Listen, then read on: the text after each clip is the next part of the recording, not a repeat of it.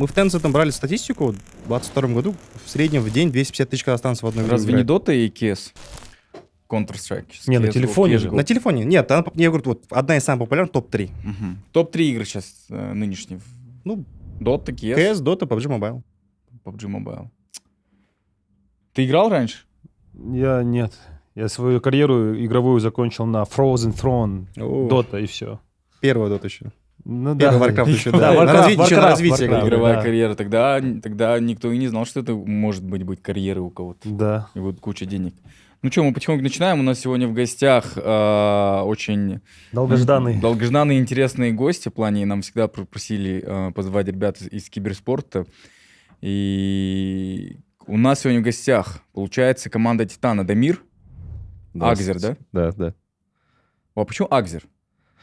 Не знаю, мой никнейм произошел еще давно, где-то в 2012 году, когда вот CSGO вышла. Мне брат просто так написал, халям-балям, что-то там. И все, я вот с этим ником играю. Круто. И также у нас в гостях, получается, исполнительный директор, да, Федерации киберспорта в Казахстане, Казбек. Казах Cybersport Federation. Казах Cybersport Federation. Всем привет. То есть я даже не знал, что у нас здесь есть федерация официальная по киберспорту в Казахстане. Да, То есть Это всё серьёзно. официально. это официальная аккредитованная федерация от Министерства культуры и спорта. Она была создана в конце 2017 года. В июне 2018 года киберспорт на территории Казахстана признан уже как официальный вид спорта. Мы сейчас готовимся активно к азиатским играм, где впервые киберспорт будет в медальном зачете со всеми остальными видами спорта. И Офигеть. это первый степ перед тем, что скоро на Олимпиаде тоже будет. Мы очень надеемся именно как киберспортивное комьюнити мировое. Вау. Вот Я- основная цель. Я думал, это просто название такое, киберспорт. И это официальный спорт, мы Официальный официально спорт. сдаем отчеты, Да. как бы, ну, прям как котируемся, как другие виды спорта, как в Казахстане. Порядка там сколько у нас? Официально признано 108 видов спорта, киберспорт один из них. Мәссаған.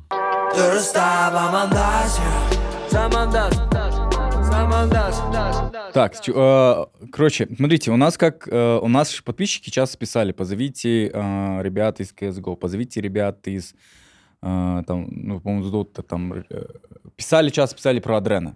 То есть Адрен — это такое, да, одно из главных, не знаю, И легенда. легенда, да, получается, Казахский киберспорт, да. казахский киберспорт. Но он у нас будет, только, возможно, не сейчас. И нам, чтобы было интересно, позвать, наверное, новых ребят. Я вот никогда не слышал, вышла новость в декабре, что ребята из PUBG Mobile выиграли чемпионат мира, получается, да? Вот мы стали чемпионами мира. Золото. Золото То есть привезли. нынешние. Я подумал, надо позвать тогда нынешних ребят, которые и с другой вообще дисциплины, которые PUBG Mobile. И я знаю, что игра PUBG Mobile, именно она она стала народной, потому что ее даже играют все, и ребята, кто стоит там на охране, играют, ее продавцы играют, ее мои кенты играют, которые тоже, мне казалось, далеки вообще от киберспорта. И это, получается, самая такая одна из доступных сейчас игр, да? Да. Ну, когда она... Есть спад этой игры? В плане в народе. Просто я помню, какой-то год ее каждый второй играл. Думаю, Карантин, когда был. карантин, скорее всего. да. Карантин, наоборот, она получила большой подъем. И сейчас больше турниров. Да. Кстати, благодаря вот этим всем ситуациям у нас сейчас больше турниров, больше призовых. У нас, вот, считайте, только в прошлом году вот был первый мировой турнир, это PMVI, там было 3 миллиона. И Долларов. США. Долларов, да. И второй мировой в конце года там было 4 миллиона долларов. Поэтому растет дисциплина наша. Вы просто... Это вот, смотрите. Просто сидим, Уже мне интересно. играем. Еще не поздно. Я же даже не знал, что это игра на телефоне. Да. Изначально вообще игра была на компьютере. PUBG PlayerUnknown's Battlegrounds вышла на ПК, и Ага. после этого вышла еще на мобильная версия. Хорошо, и чемпионат проходит, это получается, На есть телефонах. команды, и вы четвером рубитесь, да? Да. На телефонах. Да. Я даже скажу больше, на локации сидит 16 команд по 4 человека, 64 человека надо посадить в комфортных условиях. Они между собой контестятся. Комфортные условия это какие там для Сцену телефона? строим, кондер, вода, стулья, полностью. Какие-то специальные у вас телефоны или вы просто на айфонах? Тут могла быть крутая реклама, по идее, да? Да, Короче, Хорошо, мобильного телефона. Да. Ну, там зависит уже от, кто проводит турнир. Вот, например, вот мы играли по МГЦ. Это вот, ну, можно сравнить как типа с Лигой чемпионов. Так, в футболе. Если так. Ну, давай Просто- сравним с Лигой Чемпионов. Просто объясняю, да, вот так. Там просто играют все крутые клубы и так далее, и просто зарабатывают деньги. И все. Там мы играли все на... Забыл название. Блин, реально забыл. Ты забыл название телефона? Название телефона, да, там мы все играли на одном телефоне. Там дают всем спонсорские как бы, Да, интеграции, как спонсорские. идет. Забыл, Ты обязан капец. играть турнир на этом А, то устройстве. есть телефон заходит спонсором какой-то чемпионат, Да. да? А на Бали, На Бали мы на Samsung на играли. Samsung. Ну, да. А вам есть какая-нибудь разница, на каком телефоне играть? Вообще, да. Ну, вот зависит еще вот от этих, кто вот телефон дает. Например, вот мы играли на PMGC, там телефон слабенький был. Там он 60 FPS выдает. А вот на айфонах мы играем, у нас 90. Мгм. А на Samsung там тоже был 60, но сейчас они еще выпустили же новый телефон. R23 Да. Samsung. Да, Мы да. его, да. Мы там были, да. Сейчас бы могли бы показать, просто нету его. Да, с собой уже нету, да. Ну, там, думаю, будет 90 FPS, потому что там герцовка экрана хорошая. Вот мы поиграли, ну, понравилось. По-моему, там даже 120. Там, конечно, даже больше. Да. Как создается команда? Как создается команда? У нас? Ну да. Ну, вот мы сидим просто, играем. Вот. Нет, я читал, что статья была, я читал, что у вас ребята все С разных команд. с разных команд, кого-то вы там даже перекупили, у кого-то там, Да. кого-то хантите вы, кого-то... Короче, вот сейчас я расскажу. И вопрос сразу следующий, это должны быть казахстанцы обязательно, да? Не принципиально, но на тот момент... Вот, у нас сначала была команда, вот я играл в Titan Gaming, я играл с русскими ребятами. Они все были с России. Потом, ну, результаты просто не показывали. Я предложил, давайте соберем казахский состав, сильный состав. Типа я соберу, и мы там будем двигаться дальше и принесем результат. За слова ответил. В команде казахи одни. Казахи одни, да. Я... Кстати, это редкость. Обычно часто бывает там один-два казаха. Ну, и это, по крайней мере, по Другим дисциплинам. по да? ощущениям, по другим дисциплинам, которые пару лет назад было. Ну, Просто которые я следил. самое интересное, что они все трое с одного города, с Ахтау. С Ахтау. Да. Ахтау, Майчилав, Ахтау. Да, они все с Лучший Ахтау. город. Я не знаю, как так получилось. Но когда мы собирали команду, я сначала позвал TQ, это Даниэр. Он как бы являлся самым сильным игроком в Казахстане именно по ТДМ, именно в коллсфайте. Так, на обычном языке. ТДМ, что такое ТДМ — ТДМ? это когда ты вот один на один, типа аимка. Team Deathmatch типа такого. Team Deathmatch. Там Короче, может ты поиграть. один на один Я рубишься. все равно не понял, Короче, но окей. Не он был- материться, а ну-ка не материться здесь в студии. Он самый сильный был, да. Поэтому я его позвал, я с ним хорошо общался. Дальше мы с ним сидели, думали, кого брать еще. Позвали психа Армана, но он играл там в другой команде. Там с ним были сложности, там ему нужен был телефон. Как бы, ну, мы быстро этот момент решили. Как бы мы говорим, давай, приходи к нам, мы завтра же тебе возьмем телефон. Как бы у нас вот наш инвестор, который нас поддерживает, сразу же купил ему на следующий день телефон, и все, он в нашей команде. С четвертым игроком, да, были чуть-чуть проблемы. Как бы не проблема, просто мы сидели, думали, его надо было купить. Трансфер сделать. Трансфер по сути, да. сделать, да. Он был в другой команде? Он был в другой команде, другой организации, и вот Офигеть. мы сидели и такие, типа, блин, ну мы хотим его. Я лично хотел его к нам в команду. Про кого идет речь? Про панчера. Это уже панчер Бахаджан. Вот про него. Я его капец сильно хотел, чтобы он играл с нами. Я говорю, типа, давай возьмем его, давай, пожалуйста, типа, там, ну, она там, он крутой. Кому ты говоришь это? Давай, Инвестору. А кто Наш. инвестор? Да, кто инвестор? У нас сразу такие вещи говорят. А, Парень с России. Парень с России? Да, То есть инвестор, получается, команда «Титан». да, До сих пор им является. да. А ему какой резон от этого? Ну, как он, когда он заходил, он говорит, мне нравится игра, я этим, ну, типа, тащусь от игры и так далее. Поэтому он решил так поддержать нас. И плюс хотел бы добавить то, что многие именно спонсора, когда заходят в Киберспорт как команда, они со спонсорских контрактов потом дальше зарабатывают. Мгм. А, Они короче, содержат это дело состав. бизнеса, Да, чисто? бизнес, Да, да. типа бизнеса. И Вот. что? вот- В какой команде был не Панчер? Псих, а Панчер, да? Панчер играл в Слай Панчер. Машин. Слай Машин он играл. Тоже довольно известная команда у нас в Казахстане. Сколько в Казахстане команд таких? У команд много, а что прям из топов, там команд 4-5, наверное. Ага. Да.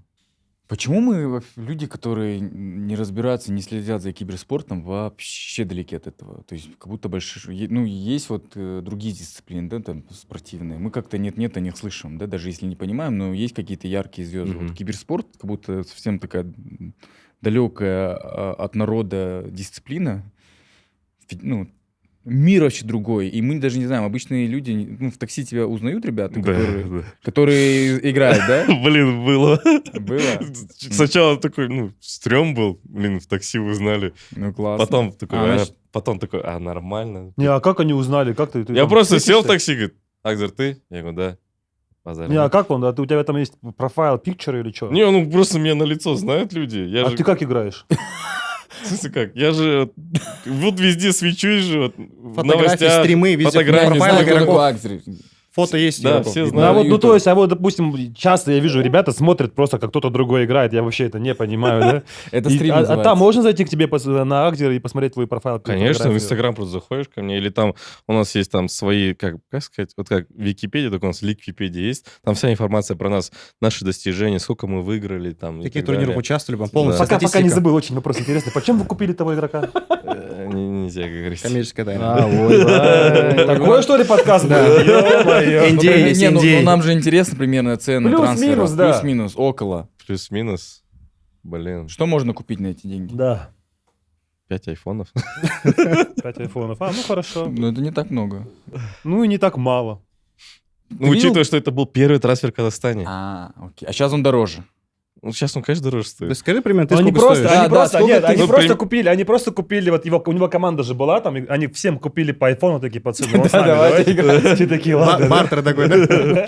Я не знаю, сколько там, например, ну, оцениваюсь я, там, я не знаю, как даже как это оценивается. Вот если просто сравнивать наш регион, там, например, китайский регион, у них там игроки до $1 миллиона стоят. Стоят. Мгм. Стоят, да. И при этом вы их выигрываете еще. Ну, вообще-то они доминировали все это время. И только вот последний ПМГЦ, который прошел, там выиграли турки. А так все время китайцы доминировали во всем. Мгм. Да, у них... А вы как? Вы же вы золото? Или у вас другой дивизион? Нет, это вот то, что вот мы привезли, мы отдельно, да. это уже сборная. Мы уже И- от лица сборной ездили, не от лица клуба. Вот... Ну хорошо, а вы когда со сборной играли, там была сборная Китая? Нет, китайцев не было. Китайцев не было. Все, значит, другой дивизион это.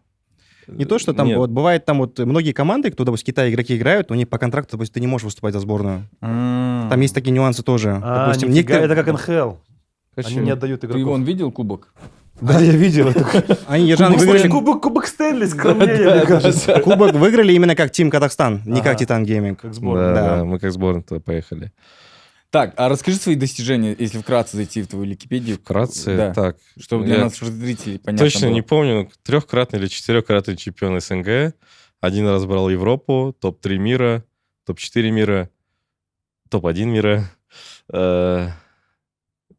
Хватает, короче, там еще что-то есть. По дисциплине PUBG Mobile. По дисциплине Не, ну PUBG Mobile. чемпион Казахстана все. А, ну чемпион Казахстана там, ну, много раз. Не считаю. Уже много раз чемпион Казахстана. Ну, у нас в команде все чемпионы Казахстана. А Как- как ты пришел к этой игре? С какой дисциплины ты начал? Как я Пробовал ли пришел?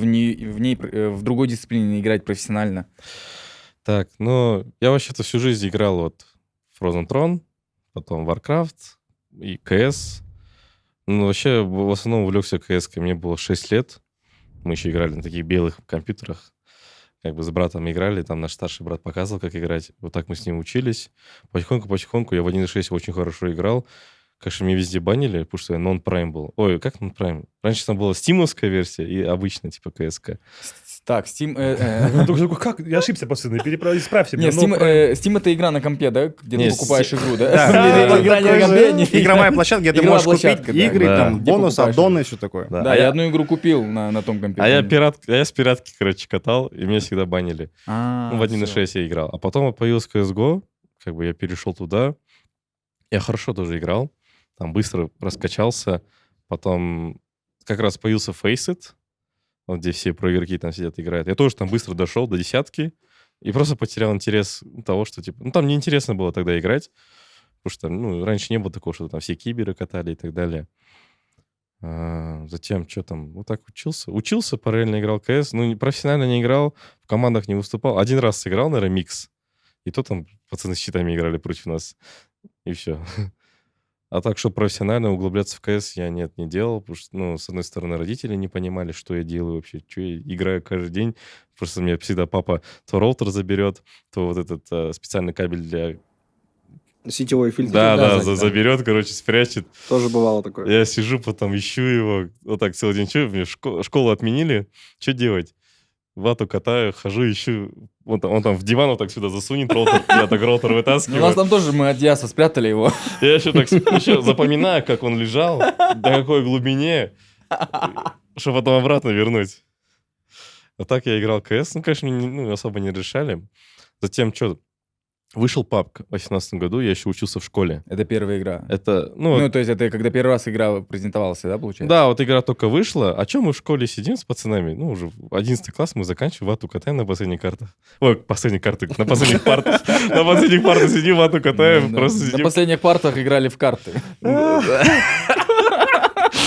И вот, короче, вот так мы начали катать с пацанами. Играли. Затем я поступил в универ, я поступил в Россию. Я уехал. А что там делать? Типа, ну, в общаге сидишь, вату катаешь тоже. Ватакан. Да, короче, Это типа, как? нечего делать. Ну, поначалу там походил, в футбол поиграл, там что-то теннис поиграл, там, не знаю. Ну, скучно в итоге было. Я пофиг скипнул. Решил просто сидеть играть. И параллельно смотрел аниме. Тогда я аниме еще увлекся. Вау. Поначалу думал, блин, Ты прям яркий представитель. Да. Да. Я поначалу раньше, честно, был сторонником аниме. Думал, блин, аниме там, ну, там, Жизнь. что-то, не, фигня какая-то. Типа, не для пацанов и так далее. А потом увлекся такой, аниме топ. Я бы пришел сюда в футболке аниме. Надо было прийти. Какое любимое аниме? Быстро. One Piece и Наруто. Ну Наруто-то знаете по-любому. Наруто по-любому знаете. Шипуден. Да, но One Piece это вообще классная тема. Я слышал, что вообще в киберспорте очень рано заканчивают карьеру, да, игроки? Сколько тебе лет? Мне 23. Тебе 23? Мне 23. Офигеть. Это все зависит от дисциплины, потому что от дисциплины, желания можно играть там и до 35 лет, а некоторые бывает, там кто-то перегорает, или родители говорят, иди учись, там женись, и вот так карьера заканчивается. Казбек, как вы связаны с командой Титан? Как ты связан с командой Титан? Команда, получается, мы вообще как федерация как бы вправе формировать национальную сборную Казахстана по киберспорту. Вправе. Да. Ну, вправе по закону, по Министерству культуры и спорта, потому что мы единственная аккредитованная федерация. И в прошлом году, когда мы делали отбор на чемпионат мира на Бали, я как раз вот познакомился с Дамером. Ну, до этого знал косвенно, но лично не знал. Ну, ты до этого тоже был в теме киберспорта? Я Или ты вообще- тот самый чиновник, который, так. Не, я не Так, чиновник. киберспорт, сказали, ну, надо разобраться, поставили тебя на эту должность. Ну, ребята, что вам там, помощь нужна? Я могу кратко России рассказать? Конечно. да? Нет, Да. да, вот и чтобы перебить еще, да, точнее, извиняюсь, я быстренько перебью. Как они знакомы? И федерация же устраивает чемпионат Казахстана. Да. Ну вот, так всё. они знакомы, да. Все, короче, как и везде в любом спорте, Да. да? Да. Ну, игроки федерации как бы взаимосвязаны. Ну, просто про то, что типа мы как бы вот выбрали их, не Потому что пожалели. они были номер один в стране. Ну, да. На Ну, там том- были, конечно, споры, моменты определенные, да. Ну, доказали всем. Взяли чемпионат мира. Гимн Казахстана звучал на Бали. Это была такая гордость, когда все там 106 стран стоят, все смотрят, и гимн Казахстана Да, играет. обычно он просто по пятницам играет там. Где? Когда это в Бали, когда туристы тусят. Ха. Не, я про то, что когда вот именно ивент, там, приехал Министерство культуры там, Индонезии, всякие там эти акимы местные, и было очень классно. А так, вообще, я не то, что я не считаю себя этим чиновником, Мгм. я работаю в сфере спорта уже 9 лет. Я, получается, в 2014 году изначально как в спорт пришел. У меня, ну, у нас как бы есть семейный бизнес, футбольная академия. Ага. Мы обучаем детей футболу уже порядка 9 ты лет. Из футбольного мира. Какой Да. футбол? Какая команда? Санлин называется, Санлин. Она до пандемии у нас было 16 филиалов по Казахстану. Мгм. По франшизе открывались. Как бы параллельно ну, образовательные услуги. Детей там отправляли в Академию Милана, Барселона. Ну, работали. Я как бы там начал. И в 2015 году меня пригласили в Федерацию футбола Казахстана. Я там тоже порядка 3 лет отработал. Был большую часть в международном департаменте. На СУЕФА матчи организовывали. Тут раз помните, наши датчан же обыграли 3-2. Недавно, да. Да, недавно. Вот 6 лет назад я вот на центральном стадионе в здании тоже такой же матч организовывал. Ну, вот это все опыт.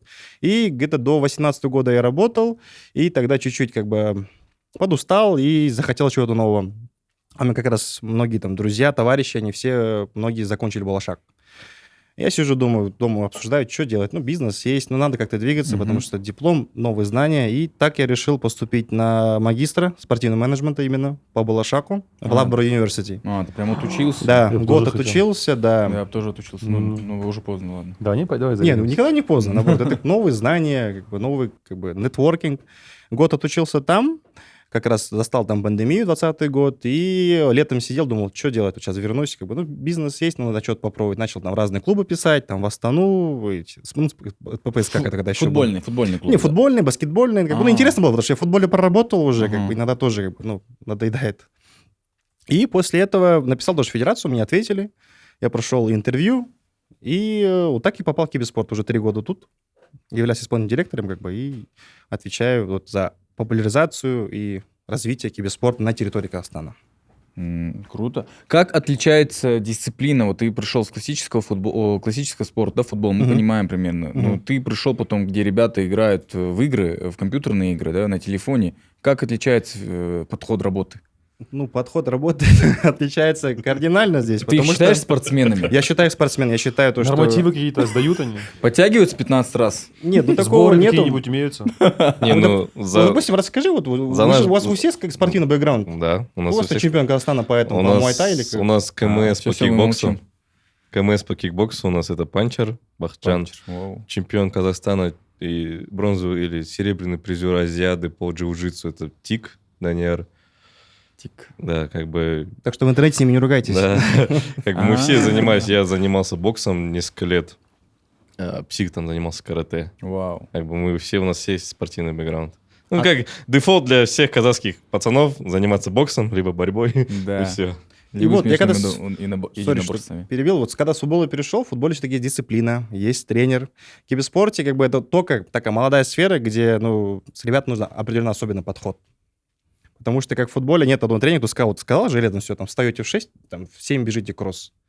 Тут надо быть чуть как более психологом надо быть, чтобы работать, чтобы ребята достигали результатов. А так, ну, я считаю их спортсменами, и А тренера у них у вас есть? У нас нет от тренера. дисциплины тоже зависит, да. Ну, допустим, вот, ну, ты сам тренер, будь честен, Да. как бы. То, что человек играет с самого начала игры, как бы, ну, может все рассказать за нее. Да. Ты в одном этаже, как и капитан, и как и тренер идешь. же. Да. Капитан, тренер, психолог, там, аналитик, мотиватор, все во мне. Все могу. Ну, как видите, работает же все. Да, Ну да, работает. если главный результат. Да. А вот на Азиаду мы сейчас поедем прям составами, где у каждого состава, вот, дисциплины будет свой тренер. Так, составом это еще какие другие дисциплины тоже Там поедут? будет на Азиаде, получается, у нас будет FIFA, FIFA, это получается, ну, на PlayStation. Потом будет у нас Лига Легенд. Лига Легенд. Лига Легенд, да. Это как аналог Да. Доты, и, ну, она более популярна в Китае, в Корее. Дота 2 будет. Dota 2. Потом будет Street Fighter, и это, ну, файтинги, и будет PUBG Mobile. Но там нюанс PUBG Mobile в том, то, что все классические турниры, вообще PUBG Mobile, если так исходить, это классический Battle Royale, классическая битва, как в этом как фильм был. Убийство «Голодные там, игры». Нет, да, не, да. не то, что убийство. Должен остаться последний человек или последняя команда. А именно версия азиатских игр, это будет как киберспортивный триатлон. Кто лучше проедет на карте, кто там попадет в мишень с 800 метров, кто там типа с парашютом Да, будет, это да, лучше да. лететь. PUBG Mobile. Азиатская версия, именно Азиатская, потому что. там- Потому что там- такая. именно китайцы запретили почему-то так делать, ну, классический PUBG. А почему КС нету в азиатских играх? Потому что правительство Китая очень щепетильно относится к вопросам терроризма, и поэтому там же террористы, бомбы ставят С4, из-за этого Ну да. А Азиада придет в Китай, да? Азиада в Китае в сентябре этого года будет, мы туда поедем, да. Мы не поедем. А почему вы не поедете? Да, мы не прошли отбор. PUBG, то есть, не будет, что ли? Нет, я имею в виду, другие именно наша команды. команда не А прошла. какая команда прошла?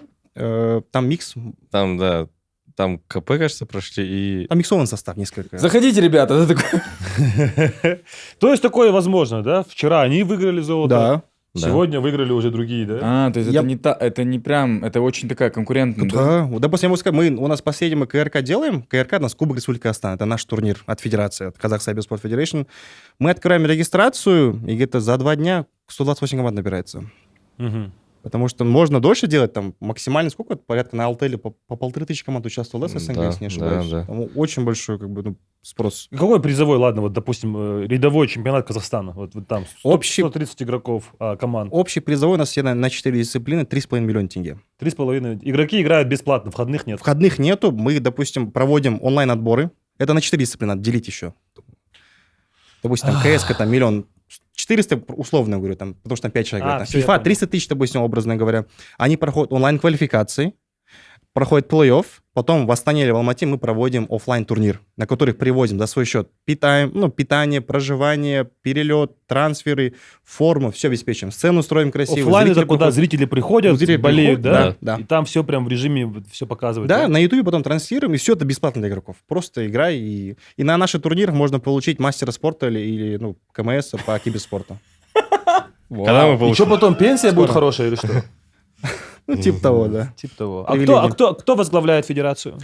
Президентом федерации является Есекеев Хуанышбек Бахтбекович. Он является председателем правления АО «Казахтелеком». Он нам помогает в плане развития киберспорта. Слышал. Интересно, интересно. Сикеева слышал, да, такого. Чем PUBG Mobile отличается от CES? Ну, в плане от других дисциплин, да? Почему у тебя в тех играх не получилось профессионально, а получилось именно в этой игре? Да там дело не в том, что не получилось. Я просто Не пробовал? не пробовал даже. Ага. Даже вот я сюда попал в киберспорт, по сути, это, можно сказать, случайностью. Я говорю, я просто играл в общаге, делать нечего было. Я просто катал, я даже не знал, что есть турниры, что есть команды. Я просто рубился, как обычный чувак, который заходит просто отдохнуть. И все. Это мне просто там уже другие люди говорят там. В основном я играл с мужиками, которые там 30 плюс, там 40. Они говорят, блин, ты жестко играешь. Давай, говорит, команду сделаем говорит, вокруг тебя. Говорит. А. И вот так меня начали везде замечать. И в итоге я вот... То есть это же такое же открытое пространство, где все онлайн и могут друг с другом болтать, разговаривать, переписываться, да? Да, ты можешь сидеть играть в Казахстане, там с тобой чувак играет там с Америки, там, не знаю, без разницы. Еще жалуются у нас спортсмены, что у нас очень слабый интернет, да, дело в клике? Или как Дело, там, дело даже не в интернете. Как бы интернет у нас нормальный, просто как... Дело в расстоянии до Да, серверов. в До расстоянии. серверов, да. И когда, допустим, определенно игровой организатор хостит турниры, кто-то с Европы, кто-то с Китая. Расскажи историю, Вот, помнишь, про короче, отборы? вот азиатские более отборы, подробно. которые мы проходили. А Казбек в шоке был от нас. Да, я до сих пор в шоке. Сообщение передавали его, как он удивлялся того, что мы творим. Мы играли с пингом 300. Офигеть. Это что значит? Да. Это значит, что... Слайд-шоу. Да, типа, ну, 1 кадр в секунду примерно. Вот 2 кадра в секунду. я вот смотрю, ты здесь, хоба, ты уже там. Вот Да, так, да. короче, понял? Вот так мы играли с пингом 300 против ребят, у которых там пинг 60, 80. Может, даже ниже был какой-то, кто там... ну, с Да, этой стороны. вот там монголы играли. По сути, там вот фаворитами считались мы и монголы. А вот монголы, они сейчас, вот на ПМГЦ, вот то, что как типа Лига Чемпионов, они взяли 3-е место. Как бы они топовая команда. И вот мы с ними конкурировали за слот на Азиаду. Мы их вынесли. Как бы там был такой ключевой момент. У нас, они решили с нами пофайтиться, чтобы нас выбить, чтобы как-то нас обойти. Учитывая, что у них есть преимущество в плане пинга, они попытались это сделать, но не получилось у них. И мы их обошли. И мы капец гордые были такие, типа, о, пинг 300, мы их На азиатских вынесли. квалификациях с пингом 30 взяли первое место. Мы среди первое там. место еще заняли и прошли сразу на Ну, финал. в итоге вы едете на Азиат? Ну вот мы же съездили, выиграли. Не, это А, на да, Бали да. было. Это в прошлом году было. Это то, в что прошлом рассказывал в году. сентябре А, это прошлого тоже года. азиатские игры, да? Да, были? это вот мы играли, Нет, типа, давай. азиатский отбор. Азиатский Я отбор. объясню. Вот когда есть чемпионат мира, который проводит ISF, International eSport Federation, она находится в Пусане, у нее есть свой турнир фирменный, называется World Championship, eSports Championship, который проходит каждый год в разных точках мира. В прошлом году был на Бали, в этом году будет проходить в Яссе в Румынии. И в начале, какой стадия, проходит национальный отбор, квалификация по Казахстану, все ребята онлайн играют, выходит одна команда, которая представляет Казахстан в регионе. Ребята в прошлом году играли отбор на всю азиатский регион, и поэтому был такой пинг. В этом году организаторы чуть подправили, будет 2 этапа. Первый этап будет онлайн, который будет проходить в мае. Второй этап будет проходить в июле офлайн в Эр-Рияде, где ребята вот именно азиатский регион соберется. Там не будет уже вопрос потом по пингу, все сыграют, и потом, кто побеждает азиатские квалификации, едет уже на чемпионат мира в Румынию. Но ребята, так как являются чемпионами мира, они они едут получают как... квалификацию. Нет, сразу, прямой инвайт на чемпионат мира в Румынию. В июле. В июле с 11 по Да, 16. в Румынию летим. Ну, где-то рядом, Нет, да? Эль-Рияд, это что? Это Эль-Рияд Рияд, Саудовская Саудовская Аравия. Аравия. Это будут отборы только азиатские. А, С 11 по 16 июля там будет большой ивент проходить в Эр-Рияде, Да. Gamers 8. Вот мы туда хотим попасть. Там призовой фонд турнира всего 45 миллионов долларов. 45 миллионов Да, и долларов. параллельно будут наши отборы проходить. Мгм. Как раз можно будет и отборы посмотреть, наши ребята сыграть, и можно будет еще вот этот самый ивент посмотреть, как вообще арабы проводят. Вот здесь какой был призовой фонд? Здесь был призов 500 тысяч долларов на все дисциплины, а за первое место именно за PUBG 50 тысяч долларов они получили. М, На четверых. Нормально. На что потратили? На четверых федерация не забирает Нет, эти деньги Нет, у вас. ничего, мы сами. Вот всё. скажи, пожалуйста, вот часто говорят, что федерация Да. забирает, вот скажи Не, там не, больше, да. федерация- Вот Скажи, я тебе говорю. Скажи давай, нормально скажи. Не, Как я просто тебе как- говорил, скажи. Он просто как бы очень уважаемый в комьюнити человек в плане киберспорта. Да. А то мне пишут иногда в Инстаграм, а вы, говорит, по-любому что-то там забирайте, мутите. Не-не. Я говорю, блин, Ничего ребят. не забирает. Сразу нам все отдали. Потом Даже не отдавали, мы сами забрали. Всё. Да. Ну что, дефолт, там, подарки покупать туда-сюда. Окей. А Министерство культуры и спорта как-то взаимодействует с киберспортом? Ну, как правильно сказать, мы являемся вообще их подотчетной федерацией. Да-да-да. Которые Они мы знают вообще о киберспорте? Конечно, стране? знают, да. Мы с ними там, обмениваемся письмами, переписываемся. Но именно чтобы как там брать там футбол или хоккей, там финансирование, поддержки, как такого сейчас нету. Ну, мы надеемся, это будет когда-то. Но видите, там такой нюанс. Благодаря, то, что... может быть, подкасту, да? Да, возможно, подкасту, да. Потому что мы являемся неолимпийским видом спорта, и поэтому ну, это нормальное явление в спорте. Вы являетесь неолимпийским видом Да, спорта. когда в странах, когда уделяется больше внимания олимпийскому, это нормально. Типа. И, ну, мы своими силами пытаемся, показываем результат. И вот, надеюсь, на Азиаде тоже покажем результат. Ну, каждый год же Олимпиада меняется, какие-то дисциплины. В прошлом году добавили скейтбординг. В следующей Да, до Олимпиаде этого добавили сноуборд был. брейкданс. Да. Вот Может Макрон, он быть, топит за и- киберспорт прям сильно. Вот, возможно, у него получится, мы не знаем. Мы ждем. Вот все зависит от выхлопа от азиатских игр. Мгм. Очень много слухов ходит, но будем ждать официального анонса. Ну вот тут тоже, да, вот такое интересное мнение у меня. Вот если спорт там, да, популяризация спорта там везде, она ну, открытая такая, да, там, вот приходите, дети, в хоккей играть, там, да, в футбол приходите играть. Есть ли такое с киберспортом? Ну, в интервью мы даем. Вот, киберспорт, многие, у нас проблема вообще с комьюнити в том, то, что многие родители, старшее поколение, считают это time-wasting. Что ты просто... Мы всегда говорю, надо разделять. Есть гейминг, где человек бессмысленно, бесконтрольно может играть сутками. Это ему ничего не дает, он деньги Что- только тратит. Мгм, гейминг. Да, просто сидит дома, там, не знаю, с утра до вечера на работу забил, на учебу забил, играет. Он Есть играет для своего удовольствия. Да, для своего удовольствия просто сидит. А есть киберспортсмены, как он, кто тренируется, играет и зарабатывает. Я говорю, вы не путайте, потому что они говорят, вы, как федерация, разводите геймеров. Я говорю, ну, я же не могу каждого ребенка контролировать. Это уже прерогатива каждого родителя ограничивать. А как из гейминга перерасти к киберспортсмену? Это, ну, вот он, наверное, вам расскажет. Блин. Ты решил, вот как сидеть, вату кидать, и потом бац, Не, киберспортсмен. Скажи, мотивацию будет. Можешь Не, как-то вообще, какую-то игру проходил? вообще, да, вот смотрите, вот, ну, поначалу, как я сюда попал, вообще, в киберспорт, я не планировал. Просто так получилось, да, не спорю. Как бы получилось, но когда я сюда попал, я сразу начал думать о других каких-то дальнейших перспективах, что можно делать. Появляется какая-то своя мотивация, там, свой огонь просыпается, типа, хочу выиграть, хочу то, хочу это. Даже когда вот мы команду собирали, сразу вот обговариваем цели, кто чего хочет. Все хотели победить, все хотели стать чемпионами, там, ну, получить признание, там, ну, вот, чемпионы мира стать и так далее, там, много денег заработать. Как бы у всех одна цель была, и самое главное придерживаться этой цели. Потому что когда чуть-чуть дисбаланс происходит, контроль, ну, как бы мотивация, контроль, все теряется, и команда проседает. Вот мы сыграли, вот, считайте, в прошлом году мы собрали команду вот в мае, и там за полгода мы сколько там выиграли? Ну, там выиграли там где-то 100-150 тысяч долларов, кажется.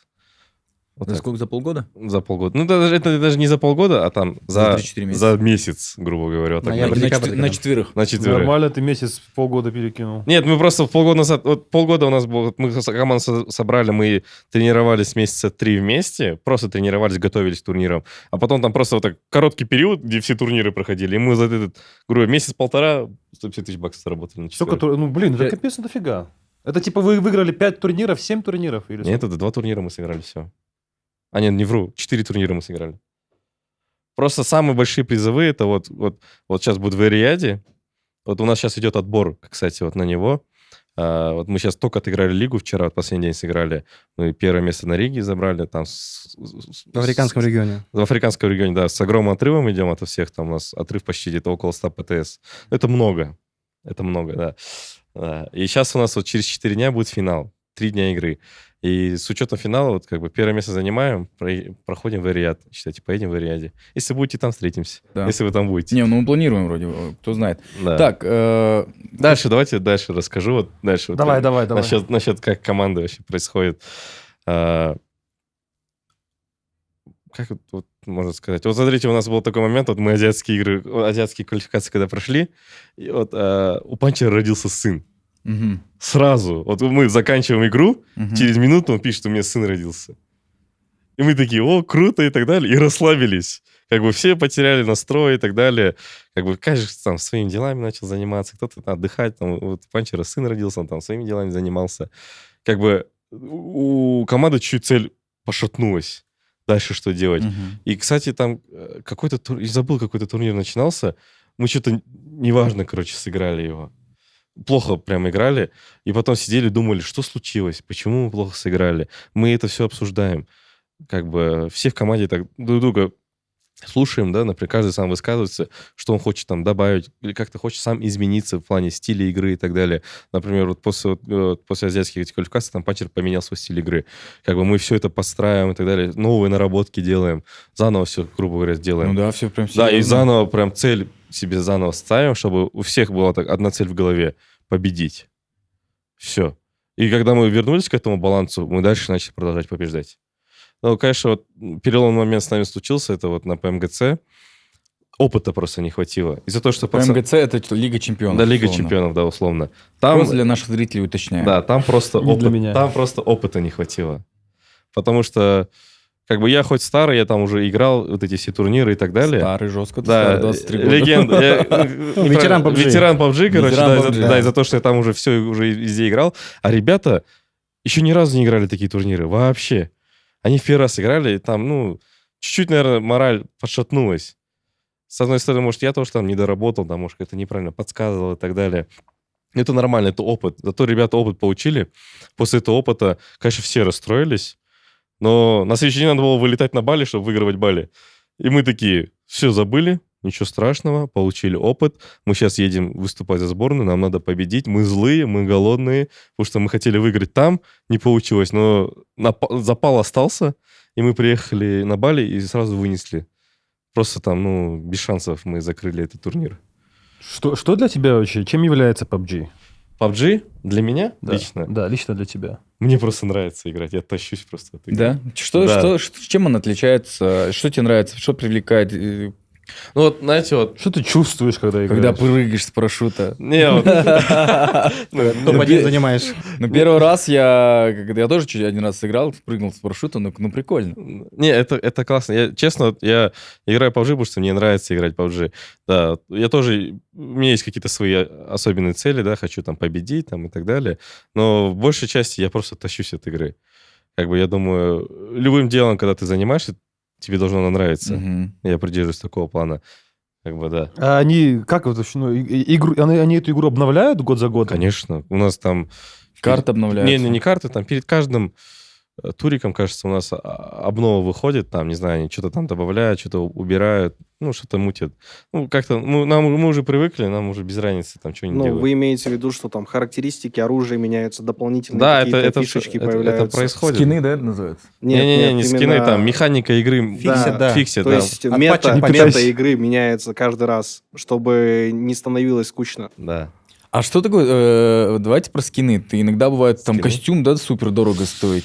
Это у нас В PUBG есть такая? в плане скинов у нас не как, например, в CS или в Доте, там ты можешь, ну, типа, если ты хочешь именно его, ты покупаешь именно. У нас нет такого. Там бывает скин один 10 тысяч долларов стоит. У Один, нас не- у нас не один так. костюм. У нас Ну, не так. есть такое. Ну, есть Да, такое, есть киберспорт. такое, В дороже, В да. КС есть, в КС Доте есть, но у нас такого нет. У нас там выходит, например, определенный там, как сказать... Survival пакет, а как этот? Билет выжившего, который... Не билет, выходит сундук, грубо говоря, да, и там разные вещи. И ты просто, ну, донатишь деньги и крутишь этот сундук.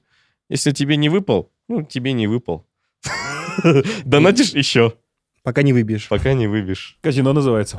Да. Это, кстати, эта механика монетизации в Европе признана... Нелегальной? Не то, что нелегальной, как это называется? Ну, как Азарт казино. называют Да, это, да, да? да, да. Вот То есть щас- это признано да. азартными играми, и детям запрещено, в детских играх, короче, запрещено такой вид монетизации применять. У нас вот сейчас коллаборации там выходят какие-то. Вот сейчас вышла коллаборация там с Бугатти. Там нифиговая тачка. Ну, блин, чтобы ее выбить, ну, не знаю, баксов 500, наверное, надо потратить. Это без кастомизации еще. Да. Я один раз играл, ну, когда я начал играть 2K на карантине, это, короче, баскетбол. Ты начинаешь проходить, там штука, ты начинаешь проходить, короче, ну, себя создаешь, начинаешь проходить игру. И чтобы там купить кроссовки, чтобы купить там, чтобы сделать, чтобы он лучше бросал, скилл, чтобы немножко такой дриблинг.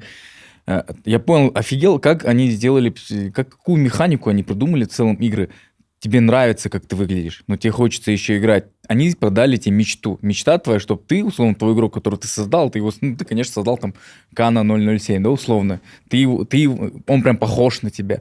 Ты хочешь увидеть себя, как ты играешь в НБА, да, там с Леброном Джеймсом рядом бегаешь.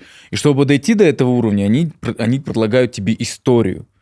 ты проходишь эту историю, где надо немножко навык пройти. Легкий путь — купить какие-то скиллы. Блин, я вот начал играть, а за ночь $100 на эти скины начал тратить. Я такой, не-не-не, ребята. Ну, в играх сейчас везде донатная система практически. Ну, да. у меня единственное, что есть, то, что я смотрю в телефон, я кручу велосипед на станке, да? И у меня есть такая программа, Zwift называется. То есть я на станке кручу, и там тоже есть такое, что ты типа там, ну, можешь себя Улучшить. сделать, там А. носки классные, там велик классный. Но для этого Тоже это денег невозможно стоит. купить. Это надо тебе велик хуярить и хуярить целыми днями, понимаете? Окей, Да, прикольно. и А здесь ты можешь купить, ты можешь сам научиться, но это долгий путь. Но все равно ты какие-то донатишь. Я там слышал, что некоторые ребята, фанаты этой игры, там, ну, по Тратят несколько бешено, штук да? баксов потратить, чтобы дойти Охренеть. до, У нас создать себе там условно много. до крутого уровня. У нас много тратят, особенно арабы у нас прям страшно донатят. Ну, Да, вот, он наверное, сразу купил. наверное, и пройти родители игру. против этой темы, потому что вот, ну, у меня там племянники, которые тоже играют, по-моему, PUBG Mobile играют, или... А, нет, Стендов играют они, скорее всего. Не, они играют Brawl Stars. А, играют. да. Я-то тоже Да. проходил, у меня братишка маленький есть. Да, он и типа я говорю на день рождения, что тебе подарить? Они говорят, Задонать, да. Задонать. То же самое. Серьезно? Да, и разок я им задонатил там на 30 тысяч тенге. У меня А если ему Охренеть. одному донатить, то надо еще второму донатить. Там еще... Охренеть. А еще там тоже такая тема, что должен выбить, да, какой-то персонаж выходит. Да, да. И бывает не Не по- тот персонаж, Да, да, которого да. он хотел. И еще надо донатить. Ну, наверное, родители против вот этого, да, против вот этого. Это почему? Это так просто... Это же гэмблинг. По идее. Не, просто разработчики такие создают игры, где ты что, там, хочешь быть сильнее своих сверстников, плати деньги, либо ты пройдешь там долгий путь, чтобы там какой-то скилл познать. Ну, Это бизнес. У меня братишка стендов играет. Он говорит, нож хочу. Я говорю, ну ладно, задонатил, раз нож купил. Я потом приезжаю, говорю, где твой нож? Я, говорит, просрал его. Говорит. А можно просрать еще, да? Да, ну в стендофе можно как-то, короче, продать его, что ли, что-то такое. Ну да, обменять или там у него украдут. Один раз у него украли нож. Я ему дорогой нож купил. У него его украли, он плачет, сидит. Я Да говорю, сколько ты нож купил, ладно? блин, не Я тут помню. 20 тысяч тенге потратил. Ты Да я бы сколько? никогда в жизни не потратил 20 тысяч тенге на такую тему. Никогда в жизни. Блин, я Не, не помню, но там дорого он Иногда, стоил. вот, допустим, если брать PUBG ПК, там, или, допустим, брать International Dota, допустим, есть билет выжившего, который покупают игроки, там, каждый сезон обновляется он, и какая-то часть идет прайс-пул будущих турниров. Я вот, допустим, доначу в игры с целью того, что это потом пойдет игрокам на пользу. Мгм. У нас такой системы, кажется, еще нету. Ну, PUBG ничего. ПК есть такой, там, 20, может, 10% уходит именно прайс-пул будущего, там, инта или там какой-нибудь турнира по В PUBG. Валоранте есть, я знаю, в Валоранте такая есть штука. Вы на телефоне играете или Да. джойстик подключаете к Нет, телефону? только на телефоне.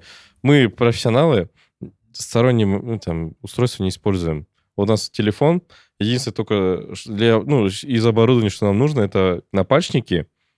И то у нас в команде не все их Да, используют. пальчики. Напальчники, да.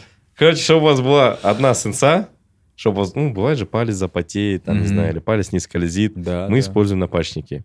Используем вентиляторы, чтобы пальцы не потели. И чтобы телефон не грелся.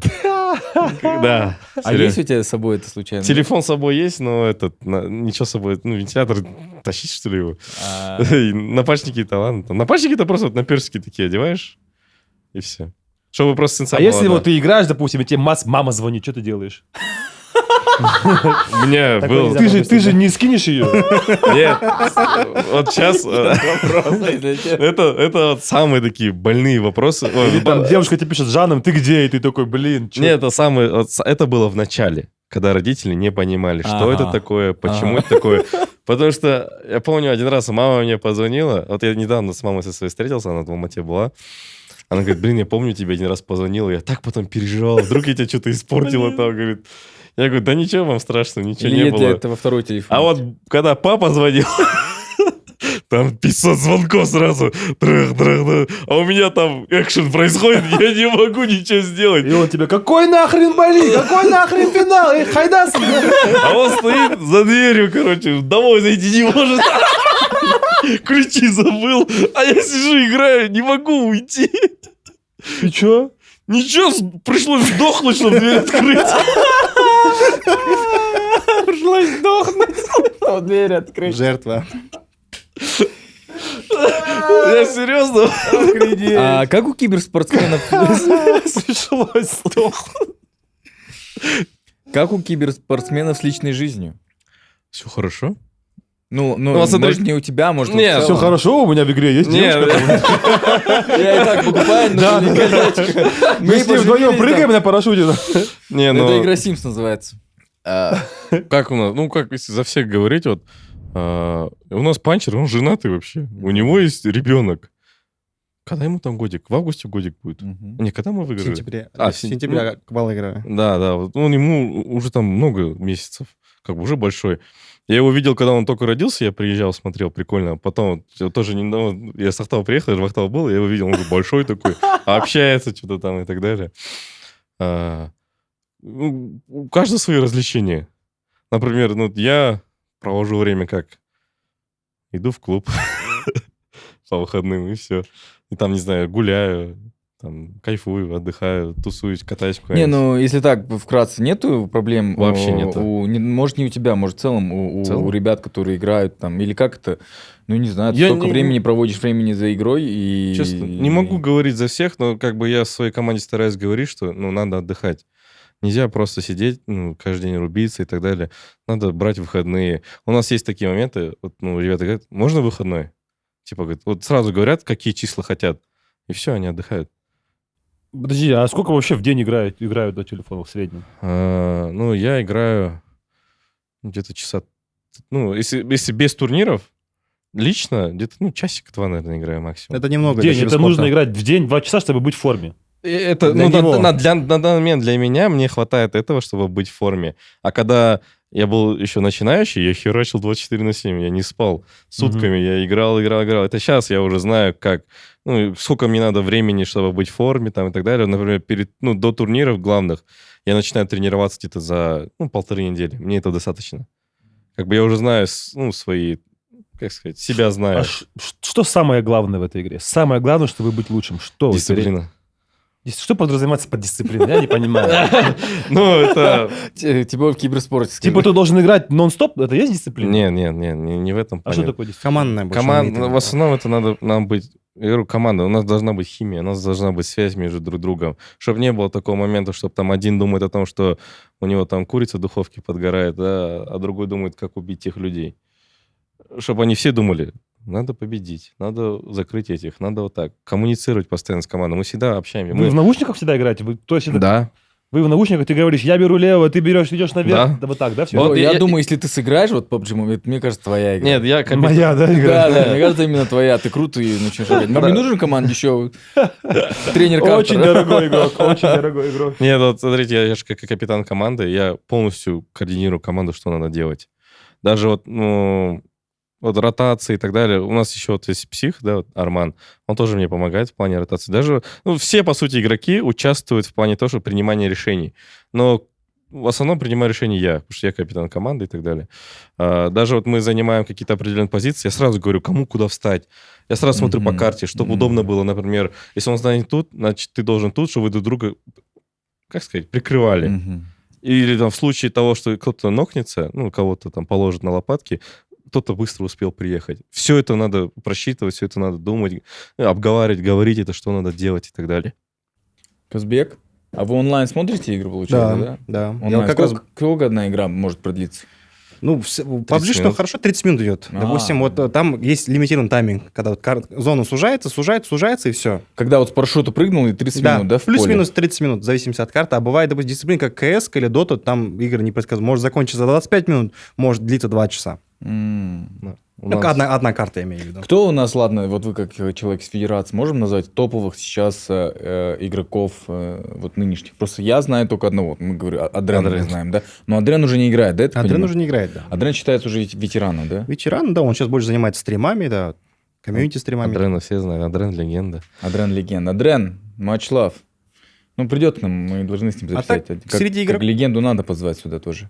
Просто, да, чтобы мы лично знаем одного, чтобы давайте раскроем, может, кто сейчас самый классный. Ну, в топе во такого всех нету. дисциплинах. Во всех дисциплинах у нас нет такого overall рейтинга среди всех дисциплин, потому что в каждой дисциплине она уникальна. Допустим, у нас сейчас ребята играют в Сербии отбор на чемпионат мира по киберфутболу, по FIFA. О, Олжас Есентаев, да, Жасик FIFA, и Налита, Ака Налита, тоже ребята, которые участвовали в наших турнирах, до этого участвовали. Они сейчас в Сербии на буткемпятся, и проходят отборы, чтобы попасть на чемпионат мира 2 на 2 FIFA. В прошлом 2 году... на 2. Вау, вот это Да, классно. в прошлом году наши ребята, получается, прошли на чемпионат мира, в Дании играли.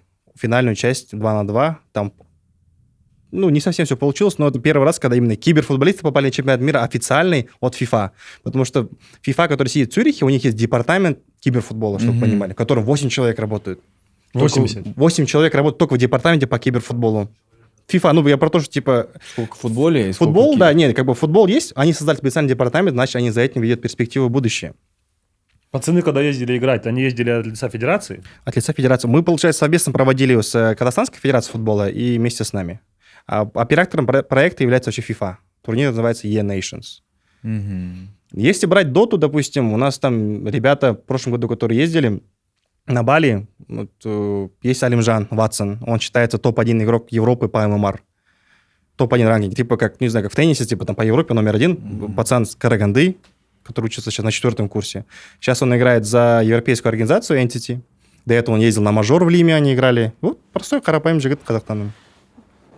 Это казахская Да, команда. нет, Entity, она европейская, европейская. он сам вообще с Караганды. Он Да, Он играет с нами в на Бали ездил. Мгм. Также есть ребята от... Вы же знаете ТЭК Нави, НАТО Свинцер, которая украинская организация? Одна из самых популярных, как бы...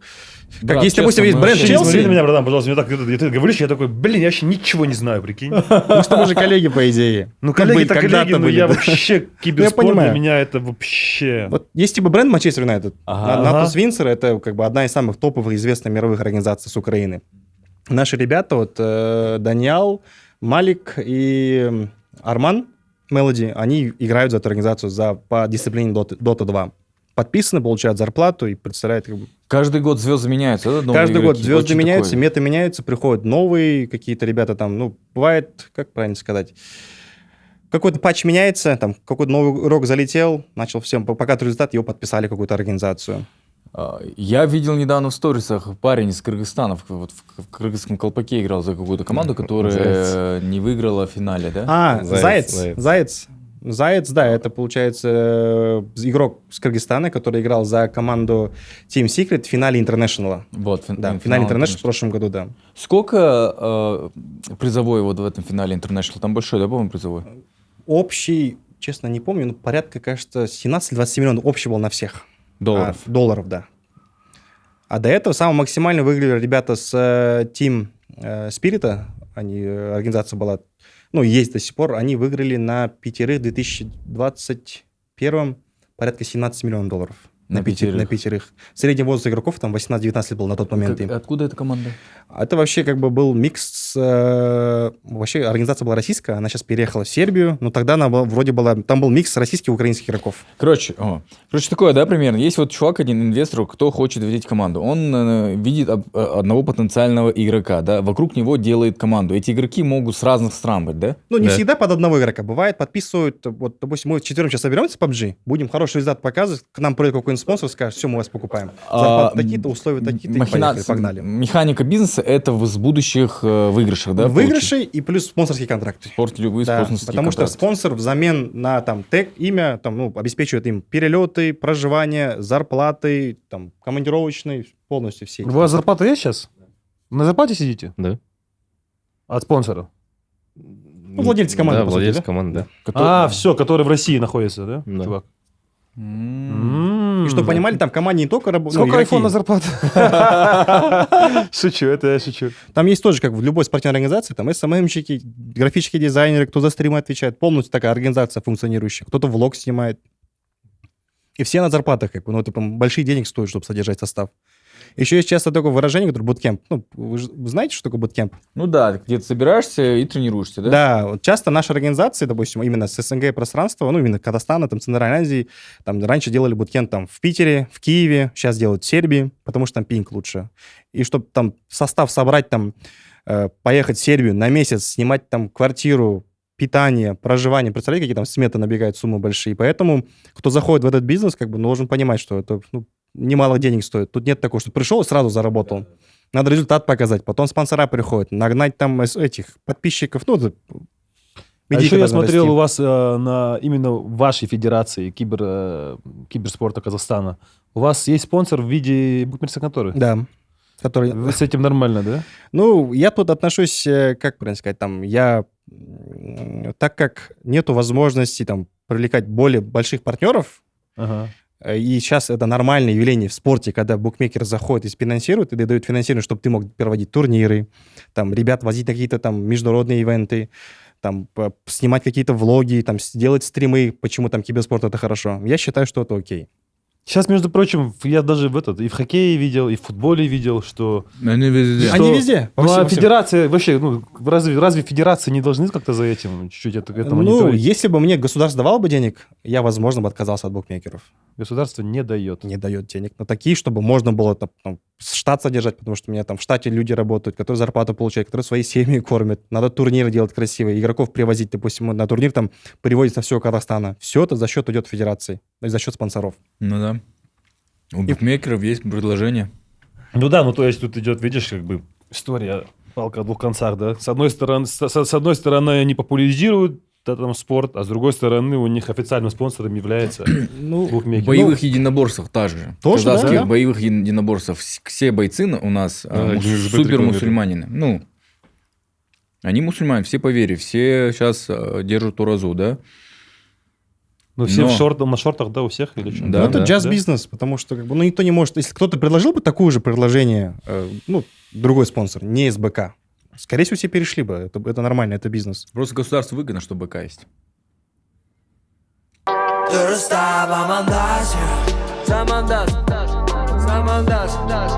Я вам даже сейчас скажу больше. Сейчас на последний мажор заходят алкогольные бренды, который будет мажор по CSGO в Париже. Я вот развил анонс там, если не ошибаюсь, то ли Абсолют, то ли Джеймсон заходит партнером на турнир по киберспорту.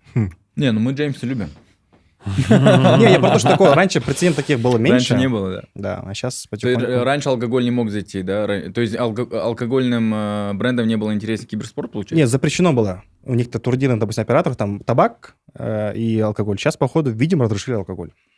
Интересно, табак, алкоголь всегда запрещен, а букмекер всегда... welcome, Алкоголь да? всегда был разрешен же на всех спортах тоже. Футбол Запрещен. возьми, футбол. Не это запрещен всегда. сейчас? Нет уже там АСУ, только, ну, энергетики вода окей, но я алкогольный бренд не Алкоголь. видел. Энергетики, кстати, Казахстане тоже. Хайники нулевой рекламируется, да, в Лиге Чемпионов. Не, я вообще даже когда были вот чемпионаты мира по футболу, всегда же там Ханикин был этим. Но они И рекламируют УЕФА. нулевку, потому Ну, что... они не да, рекламируют, они ну, типа, рекламируют да, Ханикин. да, Ханикин да. это не ассоциация всегда с пивом, да? А тут уже виски же не бывает нулевым градусом. Ну да. Да, или водка с нулевым градусом. Но Жесть. прецеденты растут, как бы, ну, видимо, какие-то, может, хорошую сумму предложили, я не знаю. Ну да. Интересно. Не, я помню первый раз, когда... Короче, я в самолете летел, мы в Киев летели 5-6 лет назад, и с нами группа девчонок летела, молодых. Я говорю, куда вы летите? Они говорят, вот мы летим на какой-то чемпионат. Они не участвовали, они летели на чемпионат посмотреть его. То есть стадион, по-моему, это по доте, дисциплина по доте. И это было оффлайн мероприятие, где вот весь большой стадион, где играет футбол. То есть такие Вот тоже, да, как-то большие Такие мероприятия. мероприятия часто проходят, Что стадионы собирают. стадионы собирают, И, да. и да. и все смотрят, как там кто-то играют. играет, Там, Да. да, все смотрят, фанатов много в киберспорте, и плюс То есть еще... это транслируется на больших мониторах, они смотрят Да, на большие это все мониторы. как в традиционном виде спорта, даже, может, иногда круче быть в плане там, Да. перформанса, И организация. организации, да. У нас также все это делается. То есть на Бали также было, вы на Да. стадионе были, вы не Сколько были... человек было на стадионе собрать? Да я не считал Ну, же. примерно. Ну, нормально там. Там Наших обычно, видел, но- ты не считаешь, там обычно считают сам стадион. там, говорят. там не такой прям Не, большой. не такой большой был, Да, там было там больше тысячник. упор... Нет, там не то, что стадион, там был, получается, сняли они целый огроменный отель, сняли с большой территории, где жили 700 атлетов там, из там, больше 100 стран. И там были разные локации. Здесь играет CS, здесь играет PUBG Mobile, здесь играет Street Fighter. Там был больше упор на трансляцию, потому что там все в основном заходят с телефона, там, где ему удобно, сидят и смотрят. А там как-то этих мест не было. Допустим, мы вот, когда в Астане проводим турнир, мы проводим в Казмедиа-центре, где есть сидячие места, у нас там проходит косплей-шоу, мы там разыгрываем всякие товары, люди приходят. За территорией турнира у нас проходят активности, там можно PS-ку покатать, можно там турнир CS 2 на 2 поиграть, теннис, настольные игры и все такое. Прикол. Что нужно, чтобы в Казахстане выросло очень много киберспортсменов? Ну, Профессиональных. больше турниров региональных. Региональных. Да, потому что мы как федерация, мы проводим турниры как- республиканские, но мы сейчас скоро будет анонс, нашей федерации, мы будем уже приезжать в каждый город и проводить региональные турниры. Потому что важно, как федерация, проводить не только там чемпионат Казахстана с финалом в Алматы, Надо приезжать на какой-нибудь там Жанаузен и там проводить свои отборы. Там приезжать там в Аксай, в Уральске, проводить свои отборы. Чтобы местные звезды, можно было их взращивать и смотреть. Потому что некоторые ребята порой просто боятся сыграть, потому что знает, там вот Акзер играет, я не смогу, потому что он мне по-любому выиграет. А когда проводить именно там лига там, аматорская, там контендеры и про, если делить все это, ну, на это нужно, во-первых, деньги, на это нужно как-то штат подбирать, новых спонсоров подтягивать, и прям делать такую большую сетку турниров не только по PUBG Mobile, а у нас там больше там, 10 дисциплин. Там CS, FIFA, Dota, PUBG Mobile, Лига Легенд, там eFootball. И каждая дисциплина себе требует внимания. Окей, давай, допустим, вот в каком-нибудь регионе, допустим, в том же Жанаузене. Не, вот в Павлодаре проходил один раз турнир. Я не помню, кто его, конечно, организовал. Это университет Турагиру проводил. Да. Вот в Павлодаре было... У нас даже вот с Астаны или с Алматы ребята ездили в Павлодар, чтобы играть этот турнир. Ну, это не системно. А я Да. именно как спортивный менеджер, я хочу построить систему, чтобы она работала всегда. Не так просто провели турнир и забыли все, как у нас бывает часто, а чтобы это было как, создать какую-то историю, прям постоянно на квартальной основе менять дисциплины. То есть это в моих планах так. в твоих планах. Да, То есть не в моих планах, в планах федерации. Ну, это реальная история, что Да. в каждом даже в уголке Казахстана Мы были щас- чемпионаты, играли. Ну, как они будут играть, если в интернет там не везде хороший, условно? Да. Не, мы хотим именно сделать Или точки, телефона Или нету ошибаюсь, просто. да, или точки телефона сбора нету сделать просто. точки сбора сделать компьютерные клубы, где у них уже инфраструктура готова для начала, для старта. Нам нужно с чего-то начать. Мы же не можем сразу приезжать там в Жанаузен, строить большие арены, это денег много уйдет. Пока начать с компьютерных клубов, которые именно являются местом, где есть, во-первых, интернет хороший, скорее всего. Б, это то, что есть компьютеры, девайсы, в котором человек может прийти, зарегаться и сыграть турнир. Там за звание лучшей команды Жанаузена, потом будут играть за звание лучшей команды Магистратской области. Ну, Звучит интересно. Не, звучит интересно, но я просто думаю, будь я родителем, да как бы я бы вообще, я бы не знаю, я бы Да, как не им позволил объяснить? бы ребенку, допустим, сидеть в телефоне и играть, да? Не, Такое количество времени. Во-первых, Надо ограничивать. надо ограничивать, Да. да, ну и я не знаю. я сейчас добавлю. Попробуй, давай. Короче, я когда вот играл же... Когда ты вату катал, да? Не, узнал. Ну, ты уже сказал на первом Нет, интервью. я когда я уже... Не вот катайте вату, учитесь и Когда- параллельно играйте. Я вот учился, да, и, кстати, вот там некоторые какие спортсмены высказывались о том, что, типа, пофиг на учебу и так далее. Ну, вот я от себя скажу, никогда не бросайте учебу. Это, во-первых, ваша подушка безопасности. Ну, типа, вы же не знаете, реализуетесь вы там в своем спорте или не реализуетесь. В любом случае у вас будет эта учеба, где вы там параллельно учились. Вот я недавно закончил, сейчас жду, когда диплом привезут. Потому что я закончил в России, и сказал, что, попросил, чтобы передали его почтой. Сейчас вот мне его привезут, должны в конце апреля. То есть ты закончил, ты Я не закончил. бросал. А Я почему не ты бросил. вообще в Россию выбрал? Как так Да, получилось? папа сказал. Папа сказал. Да. Я там особо как бы не... Ну, вату катал, мы знаем. Я ЕНТ когда сдавал, как бы я уже знал, что я поступил в Россию. Я просто пришел, ЕНТ так по приколу сдал. 77 баллов набрал, и все. Они же агитировали многие российские вузы. Ты с какого города, получается? Я со Астаны. С Астаны. Вот многие российские вузы на тот момент агитировали. Да-да-да, кстати. Не поступайте, не нужно вам ЕНТ, вот вы уже можете, условно, в феврале, они вас Да-да-да, принимают. так и было. Так Вот и было, да? Так и было. А это ошибка нашей системы образования, потому что они так запугали этим ЕНТ всех Да, да, учеников, было. что куча студентов, абитуриентов просто поступала В Рожку. в российский Там, университет, типа Томска, Омска, Не, тот же да, Нурлан, Екатеринбург. Нурлан Сабуров тот же поступил в Не, свое я время. поступил в Москву и в Просто Питер. под Но я этой не хотел агитацией. в большой город ехать. Я Мгм. выбрал Нижний Новгород, там город поменьше, он как миллионник, примерно как Астана был. И все, я, там спокойно, тихо просто отучился, и все. Вообще, в целом, да, всем советую учиться, поэтому это надо. В любом случае, знания надо получать. В любом случае, это диплом везде пригодится. Даже хоть говорят, можно и без диплома и так далее, но лучше на Да не как всякий... подушка безопасности. В целом надо учиться, Да, потому в что целом, это да, долг да. любого Ну человека. вот, Да. вот ты своему будущему ребенку вообще будешь запрещать телефон, игры какие-то? Потому Не, что ну, это в же плане тоже, нет, это тоже нет. же их язык уже коммуникации у детей. Ну не, я это как спорт. Лично я это как спорт вот такой, куда вот можно отдать своего ребенка, я бы не смог. Посмотрим через 5 лет. Так, да? Посмотрим, когда твой сын выиграет первый чек Да, 50 миллионов. Вот мой папа Нет, тут не тоже же нужно понимал. ограничивать. Вот, допустим, лично я так считаю, нельзя просто ладно, допустим, да, взять хоккей. На хоккей, там, чтобы вырастить чемпиона, нужно его отдавать, там, скажем, там, с 3 лет, да, там, с 3 Да. с 5 лет. Тут, если вот он должен стать чемпионом, игрок, да, Во сколько он может пойти самый поздний возраст, чтобы, ну, там, во-первых, да, там, это глаза же, там, тоже же, они же еще полностью не развиты. Реакция. Вообще дело в реакции, да, я так Реакция. понимаю? Вот. Молодые ребята, Ну, мальчишки да, да. хорошо играют. Вот я вот играл, у меня был в команде возрастной пацан, мне было 20, ему было 25. Как бы, да. И 5 лет чувствовалась разница? Да. Ну, конечно, чувствовалось. Ну, понимаете, там уже в 25 ты думаешь по-другому. Типа, нафиг я играю? Ну, типа А такого. в 20? Не, А поначалу... тебе сейчас 22 Мне получается. сейчас 23. 23. А, ну да, у тебя 2 года еще. Ещё, да. Нет, ну, лично у него была такая ситуация, как бы он хороший пацан, как мы с ним хорошо общаемся. Даже сейчас он живет в Швеции. Ага. Да. Он еще монгол, да, живет в Швеции, короче, вообще классный чувак.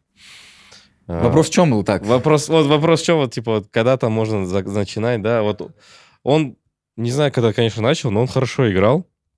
Когда вот мы собирали тогда еще, другая команда играл, я играл в Canine Power, мы его позвали, он жестко играл, классно играл. Потом, говорю, в один момент, переломный момент случился, ему 25 или 26 исполнилось, не помню. Ну, там, я не знаю, в этом возрасте какие там проблемы случаются или что-то вообще случается, он... Жизнь начинается. Да, взрослая. короче, Да, он, да. он просто перестал больше уделять время игре, там, больше ходил там на работу, там, туда-сюда. Наверное, встретил девушку какую-нибудь. Ну, не знаю насчет девушки, но он, типа, на работе играл там и так далее, поэтому он меньше стал уделять и в игре. Может, там, задумался о чем-то другом. Поэтому, я думаю, по сути, вот, я сам решу для себя, когда я закончу, да, потому что, как бы, пока мне нравится, я кайфую от игры, там, и так далее, получаю удовольствие, я не планирую заканчивать. Ну, посмотрим, может, что будет в следующем году. Загадывать, конечно, не буду, потому что разные, может, случаи произойти же. Я к чему это говорил, да? Я говорил про вот этот баланс, да? Мгм. Допустим, ну, вот если просто мы сравниваем два спорта, киберспорт и обычный спорт, да? Если ребенок идет на обычный спорт, скажем, на футбол, у него есть тренировка, если даже он профи, да, у него есть тренировка, скажем, с 8 до 9 утра, и вечерняя там с 6 там, до 7, да? А потом он идет в школу в это время, и он учится, да? Но если это будет игрок киберспорт, да, он в школе будет находить время на Как вот это это всё. отрегулировать, да? Да, ну, для него он даже не будет это считать, типа, там, ну, развлечением, он скажет, да нет, я увеличиваю свои скиллы, да, и я это же, увеличу, это у лучше. него нету вот этого лимита вообще никакого. Ну, тут уже каждый родитель должен со своим ребенком говорить, что-то запрещать. Потому что, в школе невозможно проконтролировать, там, учится ли играет реально. Либо телефон забирать во время школы, типа такого. Ну, у меня ребята вот в универе же учатся.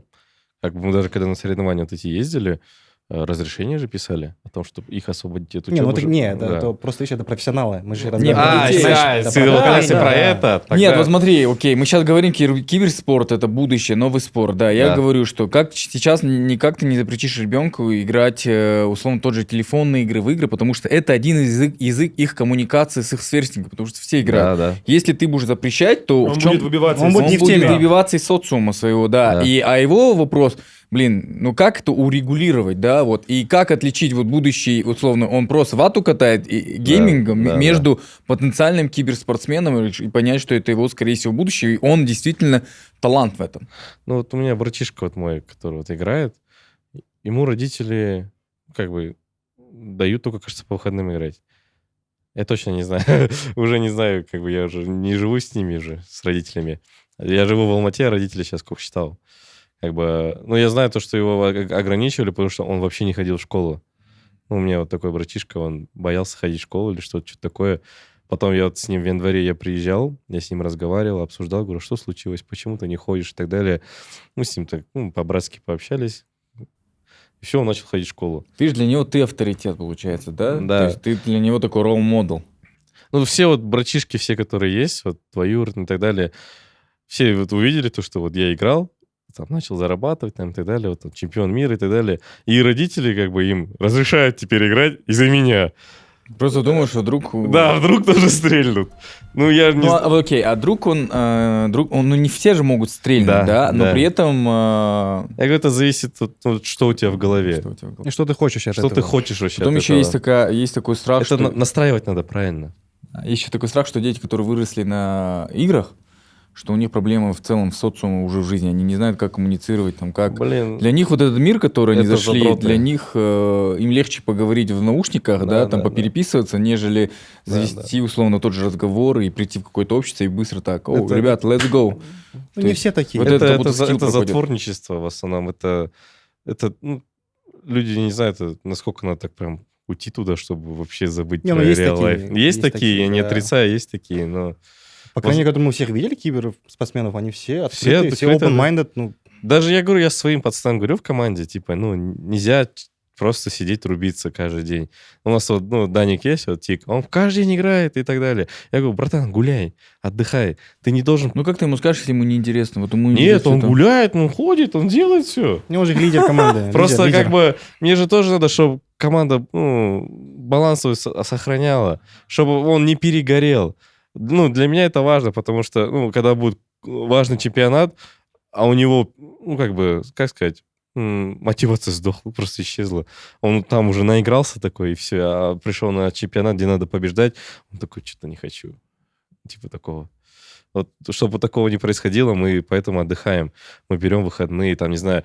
Вот мы после того, как приехали с Бали, мы 2 месяца отдыхали. 2 месяца от игры полностью отдыхали. Иногда так заходили, так чуть-чуть, ну, чтобы руки помнили. А так мы просто кайфовали, каждый занимался своими делами там. Один пацан вообще уехал в Турцию на месяц, он в Турции месяц тусил.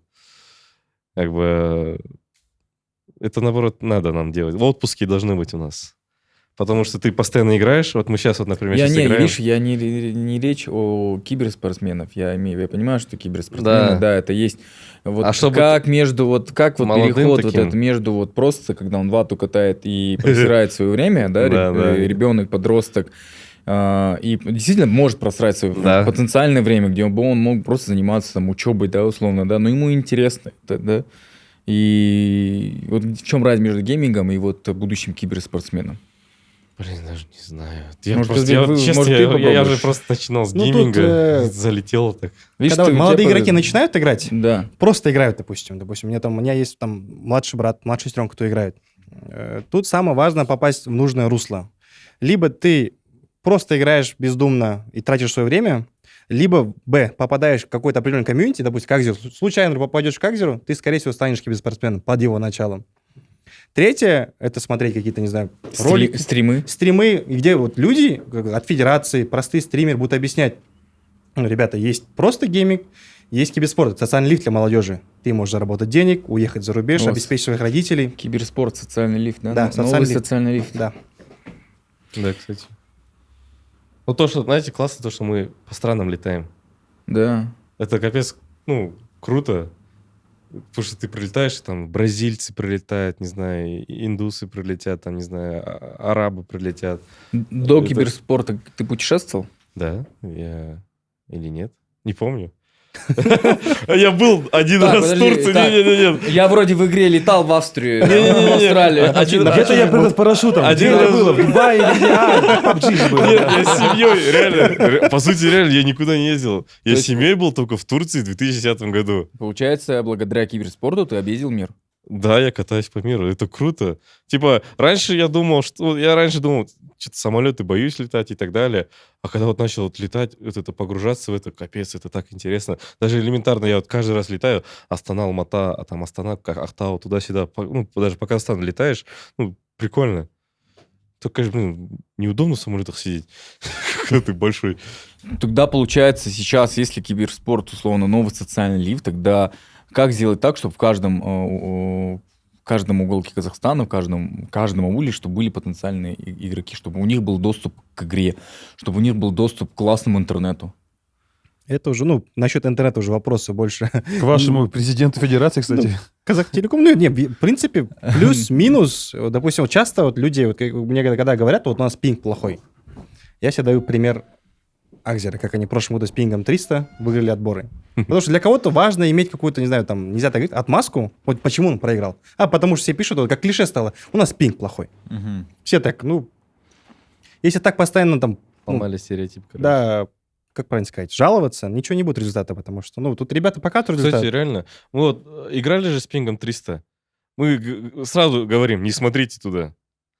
Короче, мы реально вот так либо что-то заклеим, что-то там, короче, прикрываем рукой, чтобы не видеть, что у нас пинг 300. Потому что это в голове остается. И ты, когда вот кого-то не перестрелял, ты думаешь о том, что не ты, ну, почему ты не по своему скиллу не перестрелял, Ищешь а то, что у тебя, причину, типа, у тебя пинг, ты ищешь причину.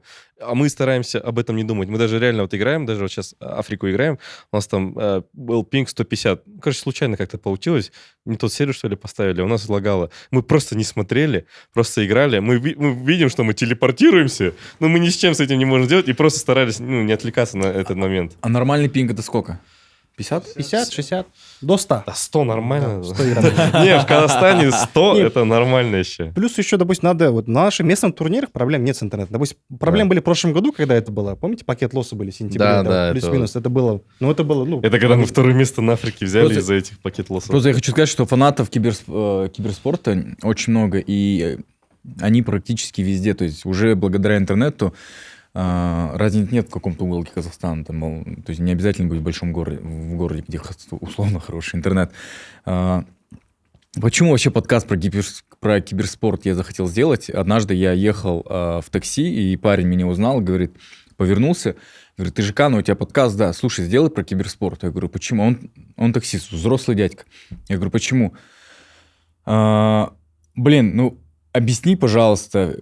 То есть благодаря через твой подкаст я хочу объяснить моей жене, которая тоже смотрит твои подкасты, что киберспорт это не просто штука. Он говорит, я всегда залипаю на... он говорит, я сам даже не играю. Он смотрит стримы. Да, я Entertainment. обожаю смотреть, как другие играют.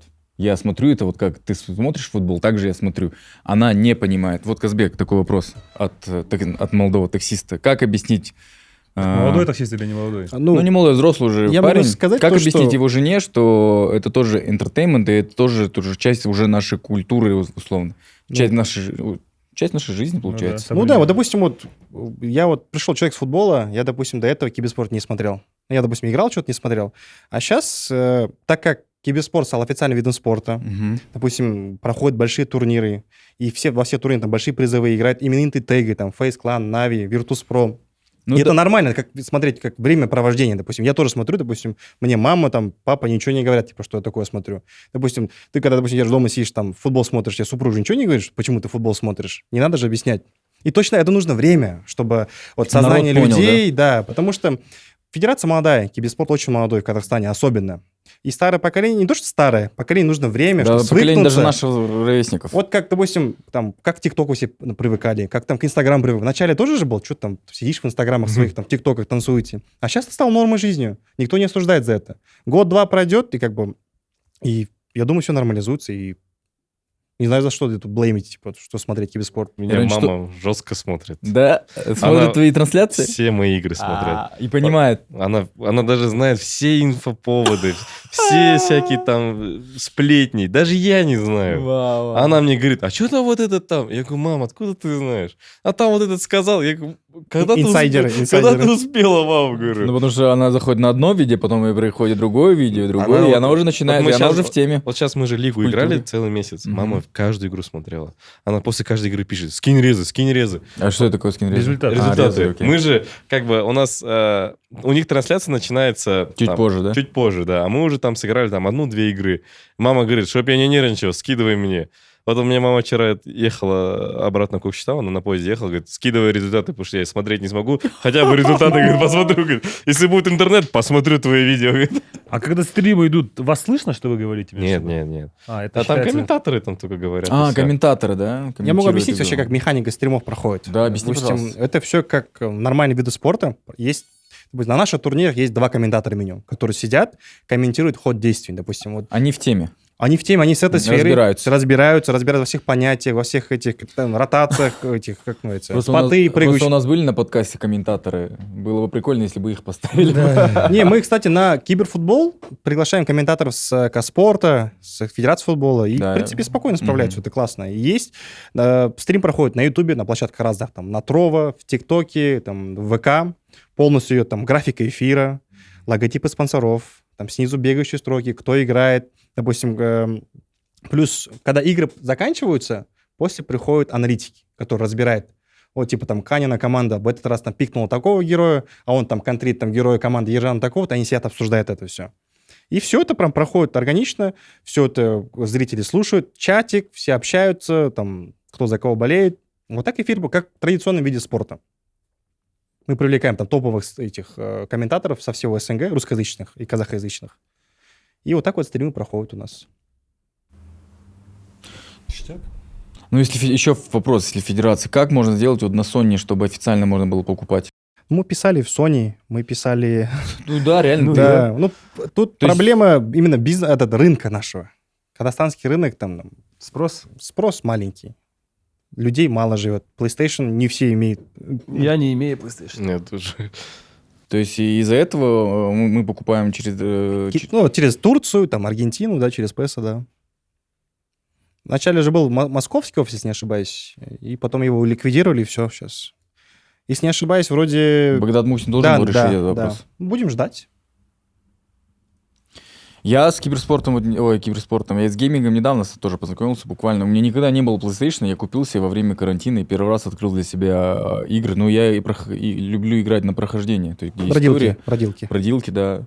Это считается киберспорт? Нет, это считается больше геймингом. Ты Гейминг. геймер, Это да. где ты Да. просто проводишь время. Ну, да. время проводишь, досуг свой. Главное, Да, чтобы это досуг. было контрольно и... Но я хочу сказать, что да, мне действительно по несколько игр просто удивили, запали очень в душу, и я думаю, что именно как построена игра в плане драматургии, что они дадут больше, они дадут фору фильмам. То А есть какая я, больше понравилась? ну, я начал сразу с топовых игр, я начал с Red Dead Redemption играть. РДР, да. И сыграл, еще прошел Last of Us 1, Last of Us 2, то есть это две игры, которые Вот классика. которые прям настолько на меня повлияли, что я там целый год их потом, знаешь, о них думал.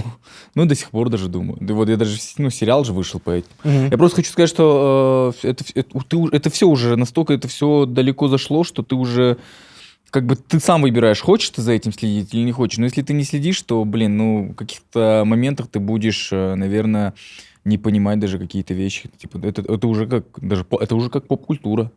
Разбираться, знать какие-то игры, знать, что такое Last of Us, там, понимать, какой есть герой, историю Джоэла. И... Так что, да. Но я раньше скептически относился.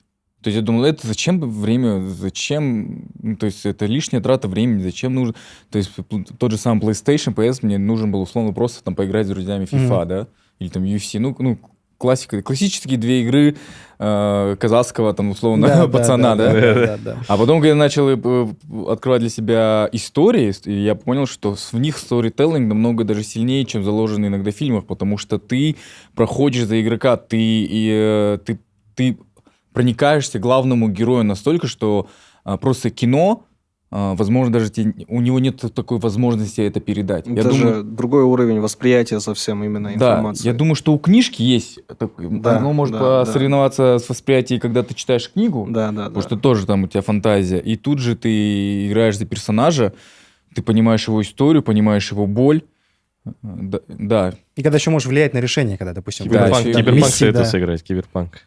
Киберпанк? Я Блин, вот- не зашло, брат. Не знаю, мне залетело. Что-то вот это вот чересчур на 14 миллиметрах, пару раз поиграл, потом все, думаю, Не, да, мне ну, залетело, и мне прикололо. да. Ну вот, еще в играх надо дать шансы, да, то есть не надо отходить, то есть не залетает она так, надо немножко попробовать, дать да, время. потестить. Сейчас пытаюсь God of War сыграть, но тоже все никак не могу прям... Я вот жду момента, когда игра тебя забирает, что ты все свое свободное время тратишь на эту игру. Я вот так неделю Киберпанк играл. Тем А более, мне еще нравится то, что когда я играю, у меня жена не играет рядом, но всякие логические штуки, там в каждой игре есть логические элементы. Я ее прошу, говорю, ну-ка, можешь сыграть?